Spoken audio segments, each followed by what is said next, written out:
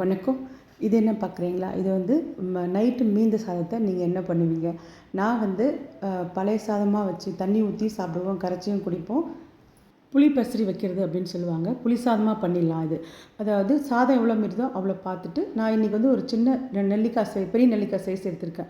புளி ஊற வச்சுட்டு, அது கூடவே மஞ்சப்பொடி, உப்பு, கல் உப்போ இல்லை தூள் உப்போ சேர்த்துக்கலாம். நல்லா கரைச்சி பேஸ்ட் மாதிரி எடுத்துக்கோங்க. அந்த புளி திப்பி எடுத்துகிட்டு நல்லா நைட் சாதத்தில் கலந்து ஃப்ரிட்ஜ்லேயோ இல்லை வெளியே கூட வைக்கலாம், நல்லா தான் இருக்கும்.